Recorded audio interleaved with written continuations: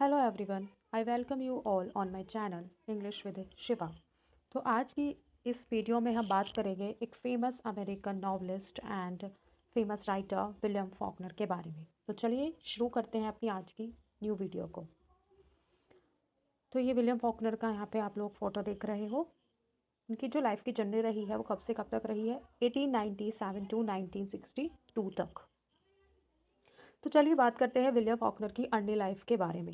William Faulkner born September 25th 1897 New Albany Mississippi, died July 6 1962 Byhalia. कुछ लोग इसको बायहिलिया भी प्रोनाउंस करते हैं।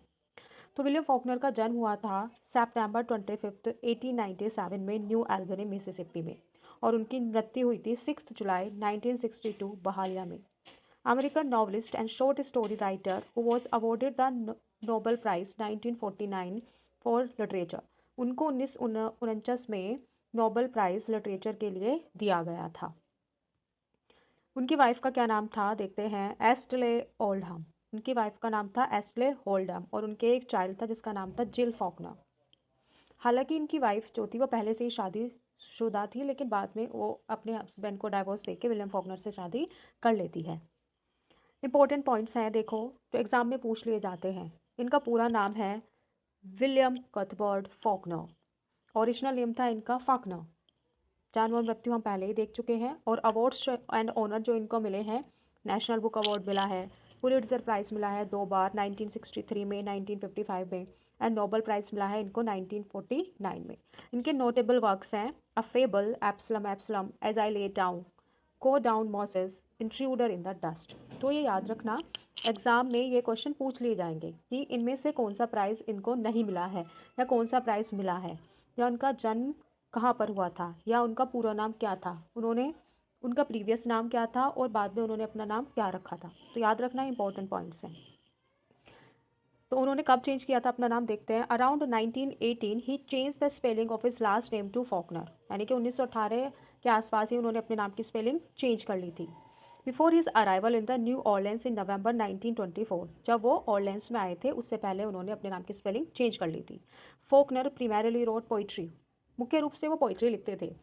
His early influences including Shelley, Keats, Verlaine, Houseman and Swinburne, but also Pound यानी कि इज़रा pound, Eliot and other modernists। यानी कि वो शैली से भी इन्फ्लुएंस थे, वो वर्लिन से भी इन्फ्लुएंस थे, वो हाउसमैन से भी इन्फ्लुएंस थे, स्विनबर्न, इज़रा पाउंड, टी.एस. एलियट और भी अदर मॉडर्निस्ट थे जिनको वो फॉलो करते थे और जिनका प्रभाव हम उनके वर्क्स में देख सकते हैं।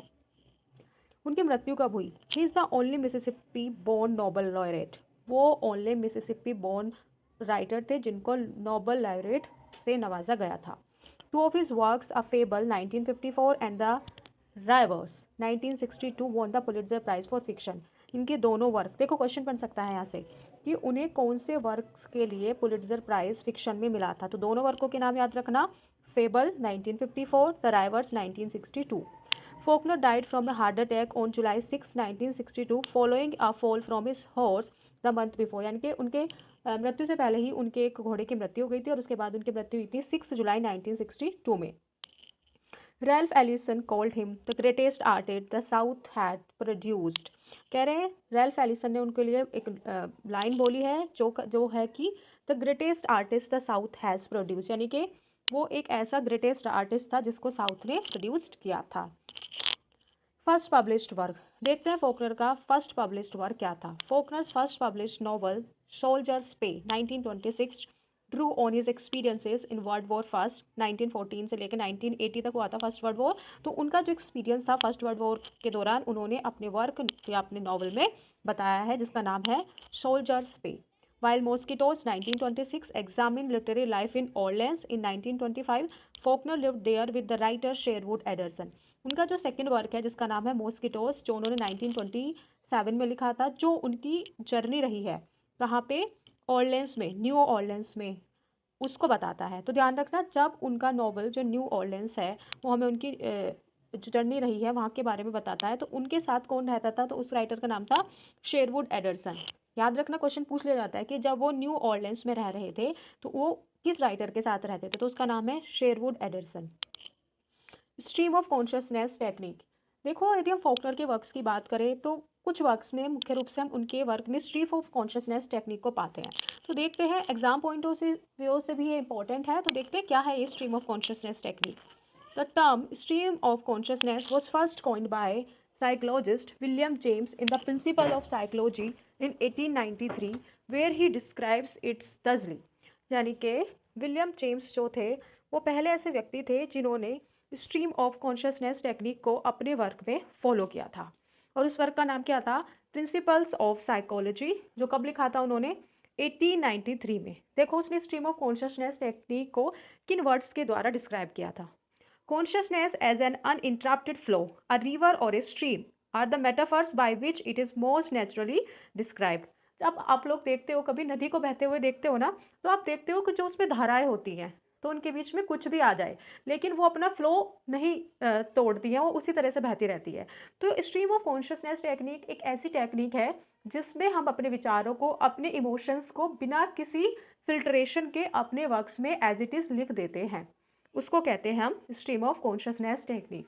फॉर एग्जाम्पल आपका कभी मन कर रहा है कि मुझे इधर जाना है, तो आप बिना सोचे समझे उधर की साइड को मुड़ जाते हो, तो उसे कहते हैं हम स्ट्रीम ऑफ कॉन्शियसनेस टेक्निक, जहाँ पे हमारे दिमाग में हम जो सोचते हैं उसको एज इट इज़ फॉलो करते हैं बिना किसी जजमेंट के कि ये सही होगा या गलत होगा।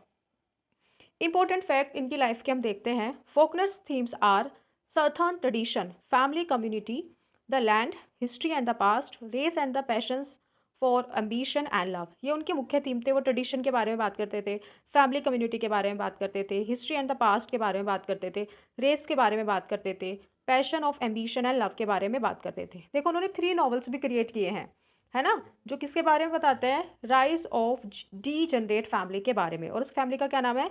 The स्नोब्स Klein. 3 नॉवल लिखे हैं उन्होंने। The Hamlet 1940, the town 1957, the mention 1959। याद रखना, सपोज क्वेश्चन आ जाए कि who is the writer of the Hamlet, तो हम लोग कंफ्यूज हो जाएंगे क्योंकि हमें तो हैमलेट के शेक्सपियर के बारे में पता है, लेकिन जब दी हैमलेट लिखा हुआ आएगा तो वहाँ पे याद रखना ये विलियम फॉकनर का नॉवल है। Faulkner's renown reached its peak upon the publication of Malcolm Cowley's The Portable Faulkner and his being awarded the 1949 Nobel Prize in Literature for his powerful and unique contribution to the modern American novel। वो उनकी जो प्रसिद्धि थी reach पर तब पहुंची, peak पर तब पहुंचे वो जब उनका work Malcolm Cowley the portable Faulkner के नाम से पब्लिश हुआ, और उनकी इसी प्रसिद्धि के कारण ही उनको नोबेल प्राइज़ इन लिटरेचर से नवाजा गया। याद रखना उनको नोबेल प्राइज़ कब मिला था? 1949 में। किसके लिए मिला था Nobel prize? His powerful and unique contribution to the modern American novel के लिए। He is the only Mississippi born Nobel laureate. देखो क्वेश्चन बन रहा है यहाँ से, किसी भी एग्जाम में क्वेश्चन पूछ लिया जाता है कि उस राइटर का नाम बताइए जो ओनली मिसिसिपी बोर्न राइटर है जिसको नोबेल लॉरेट बनाया गया था। याद रखना।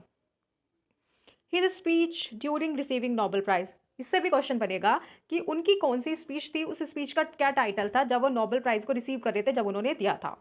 द एग्नी एंड द स्वेट, ये उनकी स्पीच का टाइटल था। Sometimes given to one of the most memorable Nobel Prize acceptance speeches, the American novelist William Faulkner acceptance of the Nobel Prize for Literature at Stockholm in 1950। वो speech कब थी? 1950 में speech थी। कहाँ पे थी? स्टॉकहोम में। और उनको इनकी स्पीच के लिए अमेरिका के नॉवलिस्ट मुख्य रूप से याद रखते हैं। ध्यान रखना, अमेरिका के जितने भी नॉवलिस्ट हैं उन्होंने सबसे महत्वपूर्ण स्पीच जो दी थी नोबेल प्राइज़ को रिसीव करने के दौरान, वो किसने दी थी? विलियम फॉकनर ने। तो उनकी स्पीच का टाइटल भी याद रखना और कब मिला था, किस जगह पे मिला था, ये भी याद रखना। इंपॉर्टेंट वर्क, ये इनका सबसे इंपॉर्टेंट वर्क है, इससे अक्सर क्वेश्चन पूछे जा रहे हैं।